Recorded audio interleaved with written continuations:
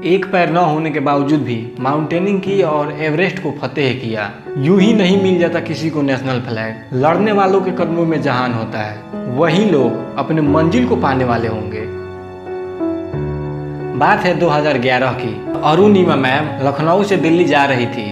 वो जनरल डिब्बे में बैठी थी, तभी कुछ बदमाशों ने उनसे उनकी गोल्ड की चैन लेने की कोशिश की। उन्होंने स्पोर्ट चैंपियन होने के नाते चैन देने से मना कर दी, तो बदमाशों ने उन्हें ट्रेन से बाहर फेंक दिया।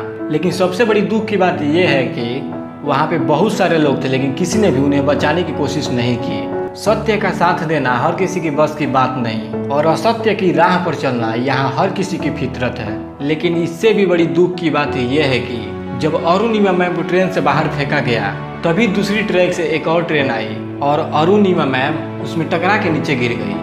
दोनों ट्रेन निकलने के कुछ समय बाद उन्हें ये महसूस हुआ, मेरी एक पैर तो है ही नहीं और दूसरी पैर की हड्डियां टूट टूट के बाहर निकल गई हैं। पूरी रात मदद की गुहार लगाती रही, लेकिन किसी को भी उनकी आवाज़ नहीं सुनाई दी। इतनी हालत खराब हो गई थी कि शरीर भी साथ नहीं दे रहा था और दिखाई भी नहीं दे रहा था। केवल महसूस हो रहा था कि छोटे छोटे चूहे उनके कटे हुए पैर को और टूटे हुए पैर को कुतर रहे हैं। जब सुबह हुआ तो वहाँ के कुछ लोग आए और उन्हें उठा के बरेली डिस्ट्रिक्ट हॉस्पिटल में ले गए। अरुणिमा मैम की हालत देखकर वहाँ के डॉक्टरों ने वहाँ इलाज करने से मना करने लगे। तब अरुणिमा मैम बोली, ट्रेन से गिरने के बाद मेरा पैर कट गया और रात भर छोटे छोटे चूहे मेरे पैर को कुतर रहे थे।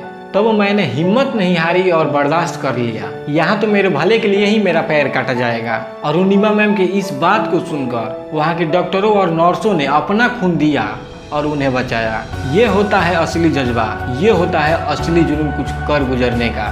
जब पता चला कि Arunima ma'am national sport champion है, तो उन्हें अच्छे इलाज के लिए दिल्ली एम्स में ले जाया गया। जब कुछ महीने बाद वो ठीक हो जाती है, तो उन्हें ये पता चलता है कि कुछ लोग ये कह रहे थे कि अरुणिमा के पास ट्रेन के टिकट नहीं थे इसलिए कूद गई। कुछ लोग फैमिली मैटर के बारे में बात कर रहे थे, फिर भी उन्होंने उस समय उन लोगों को कुछ नहीं बोली। और हॉस्पिटल के उसी बेड पर उन्होंने माउंटेनिंग करने के बारे में सोची और उन्होंने ये ठान लिया उन सबको गलत साबित करना है, उन सब की बातों को गलत साबित करना है। और फाइनली हॉस्पिटल से ठीक होने के बाद घर जाने के बजाय बछेंद्री मैम के पास गई और बोली, मैम हमें माउंटेनिंग करनी है, हमें सपोर्ट कीजिए।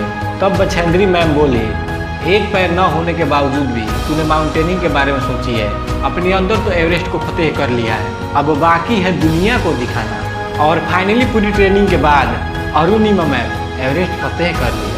मुश्किलों से भाग जाना आसान होता है, हर पहलू जिंदगी का इम्तिहान होता है। डरने वालों को कुछ भी नहीं मिलता जिंदगी में, और लड़ने वालों के कदमों में जहान होता है। इन्हें भी मुश्किलों का सामना करना पड़ा। जहां सबको बेस कैंप तक जाने के लिए 15 से 20 मिनट लगते थे, वहीं अरुणिमा मैम को 2 से 3 घंटे लग जाते थे। इसके बाद भी मुश्किलों का आना खत्म नहीं हुआ। एवरेस्ट फतेह करने से पहले अरुणिमा मैम ये देख रही हैं, बहुत से लोग मरे पड़े हुए हैं जिनके पैर सही सलामत थे और शरीर भी सही था, फिर भी अरुणिमा मैम ने हार नहीं मानी। मंजिल उन्हीं को मिलती है जिनके सपनों में जान होती है, और पंखों से कुछ नहीं होता, हौसलों से उड़ान होती है।